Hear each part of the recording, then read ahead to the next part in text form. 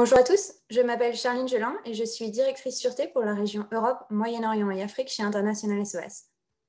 Je vais aujourd'hui passer en revue les récents développements que nous avons observés en Europe concernant la pandémie de Covid-19 et leurs implications sécuritaires dans la région. La pandémie de la Covid-19 remodèle le monde. Elle affecte notre façon de travailler, de voyager et d'interagir avec nos pairs. Et ses implications sociales, politiques et économiques évoluent dans un contexte d'incertitude. La Covid-19 a complexifié la gestion des voyages. Elle a eu des impacts collatéraux sur le contexte sécuritaire dans de nombreux pays. Cela présente de nouveaux défis pour les équipes en charge de la gestion de risques et de la protection des salariés, tant en France qu'à l'étranger. Une augmentation significative des infections par la Covid-19 avant l'hiver a déclenché de nouvelles restrictions nationales dans toute l'Europe, ce qui a eu un impact sur les voyages internationaux et domestiques et sur les opérations sur le sol national. Les couvre-feux, qui étaient moins fréquents au printemps, les interdictions de voyage interrégional, les exigences de quarantaine, ainsi que les confinements complets ou partiels sont désormais en place dans toute l'Europe, notamment en France, en Allemagne, en Espagne ou au Royaume-Uni. Alors que de nombreux gouvernements affirment que le retour à des restrictions locales ou nationales vise à garantir que les citoyens puissent célébrer les vacances de Noël, il reste difficile de prévoir pour combien de temps les restrictions actuelles seront maintenues. Il convient de noter que les pays qui ont appliqué des mesures de confinement strictes au printemps, comme la France ou le Royaume-Uni, n'ont pas été épargnés par une résurgence des cas.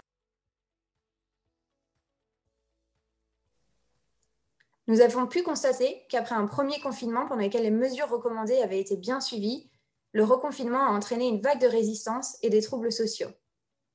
Les rassemblements de masse, avec des dizaines de milliers de participants dans la capitale allemande Berlin, souligne le pouvoir de mobilisation des mouvements conspirationnistes ou de groupes marginaux travaillant avec les mouvements et partis populistes déjà existants. Les premières restrictions locales à la vie publique, telles que celles imposées aux restaurants ou aux commerces non essentiels, ont d'abord déclenché des protestations de la part des travailleurs de l'hôtellerie et des professionnels de santé, qui se sont rapidement transformées en manifestations contre le couvre-feu et le confinement, marquées par des violences. En Italie, des manifestations comme à Naples, dans la région de Campanie, à Milan, dans la région de la Lombardie, ou à Turin, la région du Piémont, et dans la capitale Rome, ont dégénéré en troubles localisés, des centaines de personnes réclamant un soutien économique accru en cas de fermeture forcée d'entreprises. Dans la capitale espagnole, Madrid, ainsi qu'à Barcelone et dans d'autres localités, des rassemblements spontanés ont également été observés avec des cas de pillage. Les mouvements de protestation sans rapport avec la pandémie n'ont pas non plus été découragés par l'interdiction des rassemblements, comme en témoignent les récentes manifestations de masse et les barrages routiers en Pologne, à la suite d'une décision de la Cour constitutionnelle modifiant la loi sur l'avortement dans le pays.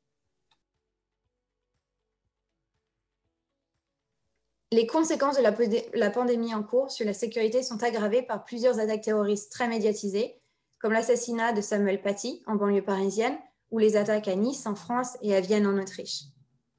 En France, le plan Vigipirate a été porté au niveau urgence attentat sur l'ensemble du territoire national, déclenchant le déploiement supplémentaire de moins 4000 forces de sécurité dans tout le pays, en particulier sur les sites religieux.